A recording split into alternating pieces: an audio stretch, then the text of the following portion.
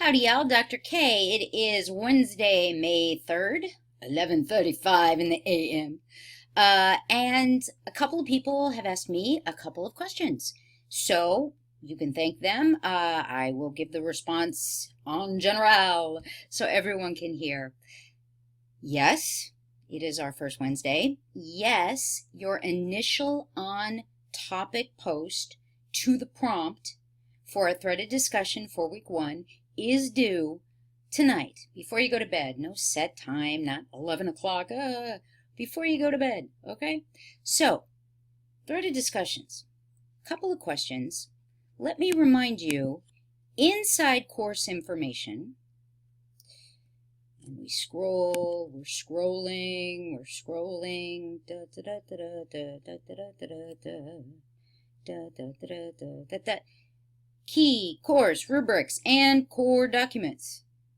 If you haven't, please look inside this folder. Live class info, signature assignment, sample signature assignment, EDUU discussion board rubric. Please look this over. I talk a little bit about it in the expectations, which if you don't know what I'm talking about, that means you haven't found your Easter egg yet in the course orientation. Just saying. So in this rubric, there are a couple things that people have asked me specifically. Number 1, it does talk about citing your resources. Will I grade you on your APA? Now, this is my philosophy. Other professors will have a different one, so it's worth asking them. Will I grade you on your APA? No. This is the class where you learn APA. Will I dock points if you don't cite?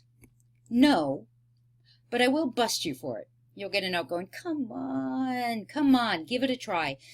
That way, I can give you feedback on your APA in a safe environment when you're practicing it, so you get into the habit of doing it, because trust me, you need to get into the habit.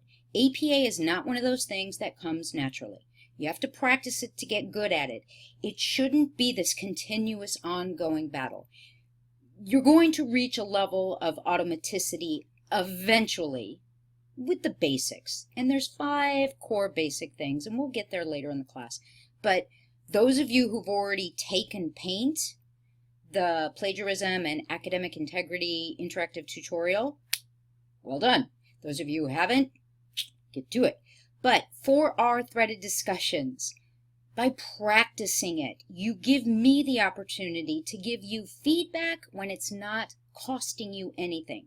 So will I knock down your grade if you don't do it? No.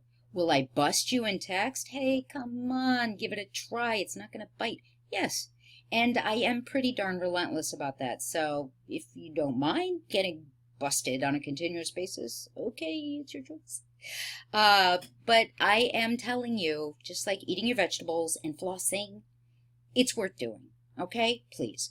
Oh, as well, I've been asked a couple times, in your initial post, is there a set way to do it? Am I supposed to respond to the initial prompt directly, click respond to, reply, or do you want me to post a brand new one? Either way, I'm cool. I am far more focused on the quality and the content of that first post initially, and then your responses across the week, than I am the functionality, whether you reply to that one that's posted there to get us going, or you start a new one, say my initial post, blah, blah, blah. Either one is cool. All right. So with that said, let me again point out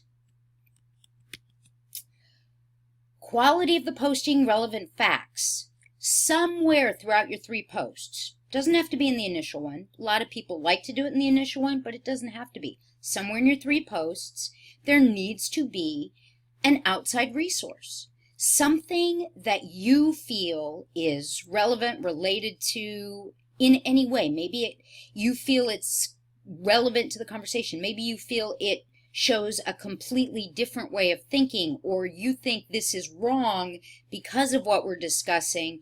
Anything that helps open up our conversations and brings the outside world in. A news story, a video, an Edutopia link, something from the outside world you're bringing in to help open up the conversation and make it more relatable to the real world. And believe me, in this class, when we're talking about understanding facts, figures, numbers, research, there's a lot out there, probably more than any of us realize.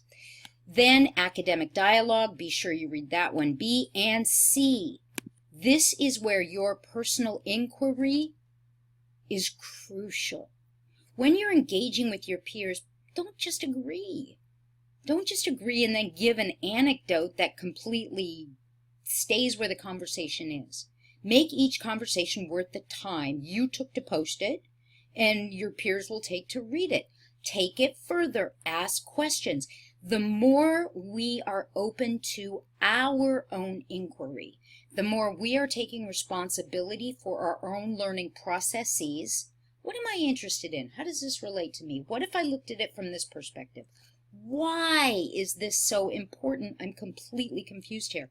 The more we are mindful about our own inquiry, the more we become self-directed learners, the more the learning actually is important and directly relevant to us as individuals and professional educators, and the more interesting it is for everyone. Okay? Last but not least, hey, what day is it? Click the link in our Blackboard shell below this video to find out.